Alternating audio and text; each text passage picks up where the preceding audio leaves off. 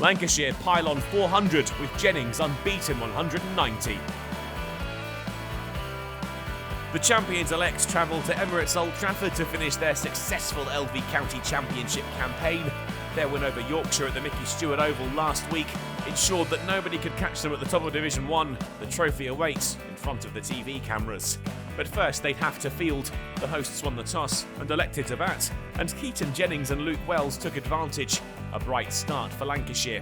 Jennings, as he so often does, looked placid at the crease as he pulled Overton for 4 to bring the 50 up.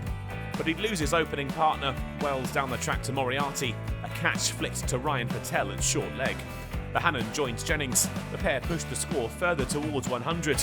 They were 4 short of 3 figures when Moriarty beat the number 3's defences to add a second wicket. The Hannon bowled for 12. Croft joined Jennings and with an early boundary moved the hosts to 3 figures. Lunch taken with the score 103 for 2. Jennings only needed 2 off Roach to bring up his 50 after the break. Another assured display from the opener in what had proved to be a productive season. Croft too was starting to time them and was contributing the majority of the runs with a slew of boundaries. He punched Moriarty off the back foot for another to bring up the 50 partnership from 84 balls, while Jennings moved Lancashire to 150 with delightful, delicate placement. Croft soon joined his partner on 50, 2 fired away off Moriarty, taking him to the mark for the 55th time in first-class cricket. Jennings brought up the 100-run partnership and then moved his team to 200 with a reverse for 4. Surrey was struggling to create opportunities. Croft had found some wonderful touch and Moriarty was on the wrong end of it. 6 down the ground, an exquisite shot. Jennings flicked Steele away for 1 to move to his 100, reaching the mark for the 5th time this season. His partnership with Croft now worth 150, and he wandered back in for tea soon after with the score 248 for 2. It looked like this partnership might bat out the day, but after toiling for so long without much joy, Surrey finally separated them. Croft out LBW to Steele for 86.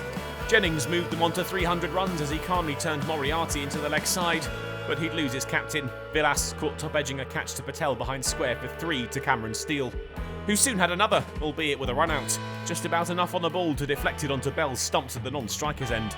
Jennings ticked off another milestone. With 3 run through the offside off Steele, he moved to 150, and Balderson was going nowhere either. His side suddenly looked comfortable once more, and they breezed their way past 350. The 6th wicket stand was soon worth 50 from 61 balls. The hosts set for a mammoth first innings total now. And yet another landmark individual score was chalked off. Balderson up to 50 from 59 balls when he pushed Steele through the offside for 3. Jennings took advantage of a Steele full toss. A reverse pull moved Lancashire to 400, and the pair was still there at the end of the day. Lancashire up to 415 for 5. Jennings now 10 runs away from another double ton. The hosts had been very good with the bat so far, but a slightly sloppy Surrey performance has allowed them to take the game by the scruff of the neck. While it's understandable that the visitors' performance levels might have dropped a touch after their title-winning exploits, Rory Burns will want them back up at it, determined to start brightly on day 2 at Emirates Old Trafford.